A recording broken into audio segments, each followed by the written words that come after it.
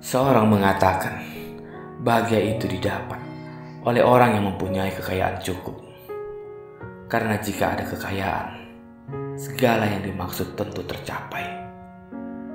Orang kaya di mana dia tinggal, perkataannya didengar orang, salah-salah sedikit dimaafkan orang saja. Uang laksana madu lebah, segala macam semut dan kumbang datang menghirup manisannya. Sengsara ada pada kemiskinan, meskipun benar perkataan yang keluar dari bibir.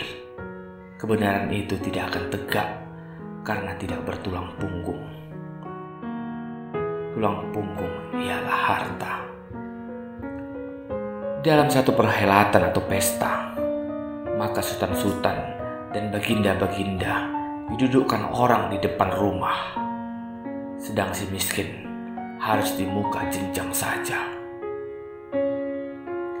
Yang lain mengatakan bahwa kemuliaan dan bahagia itu pada nama masyhur dan sebutan yang harum, mentereng, jadikan orang buah bibir, dipuji ke tengah dan ke tepi. Itulah bahagia katanya, yang lebih berharga daripada harta benda, karena kekayaan dunia tidaklah akan dibawa mati, tetapi nama baik tetap diingat orang. Kalau kita perturutkan, bahagia itu mempunyai kaidah sebanyak orang, sebanyak penderitaan, sebanyak pengalaman, sebanyak kekecewaan.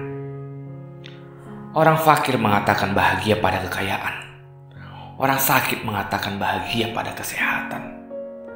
Orang yang telah terjerumus ke lembah dosa mengatakan bahwa terhenti dari dosa itulah kebahagiaan. Seorang yang rindu atau bercinta mengatakan hasil maksudnya itulah bahagia. Seorang penganjur rakyat berpendapat bahwa kemerdekaan dan kecerdasan umat bangsa yang dipimpinnya itulah kebahagiaan.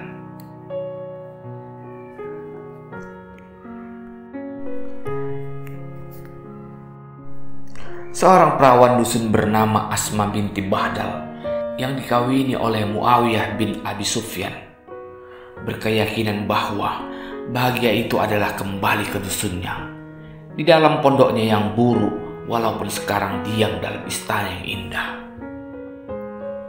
Seorang pengarang syair merasa bahagia jika syairnya jadi hafalan orang. Seorang jurnalis merasa bahagia jika surat kabarnya dan timbangan redaksinya dipahami orang.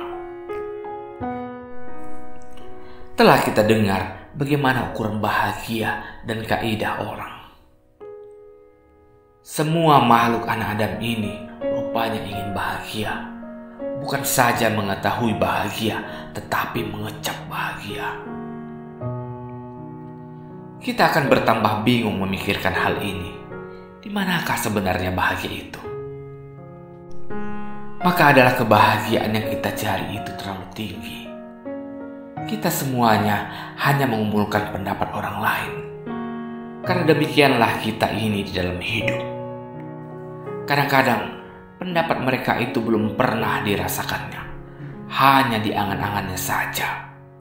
Begitulah agaknya.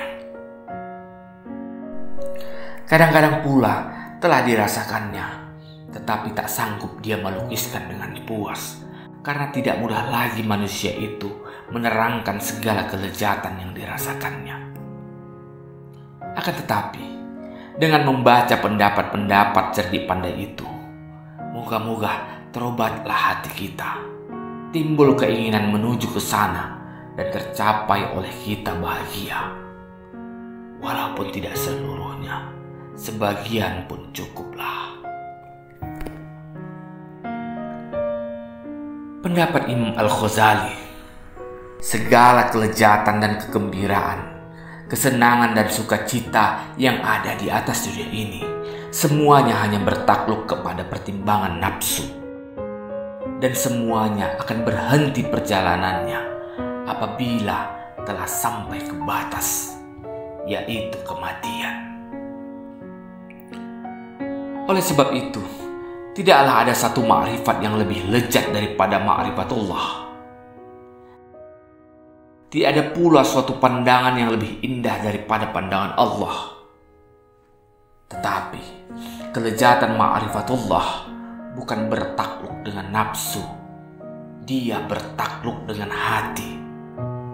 Maka nurani itu tidak rusak lantaran perpindahan hidup dari fana kepada baka.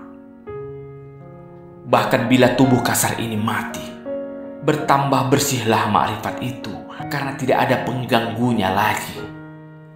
Sebab kekuasaan iblis, hawa dan nafsu tidak sampai ke sana. Hati nurani itu telah keluar dari alam yang sempit, masuk ke dalam alam yang luas, keluar dari gelap gulita menjadi terang benderang.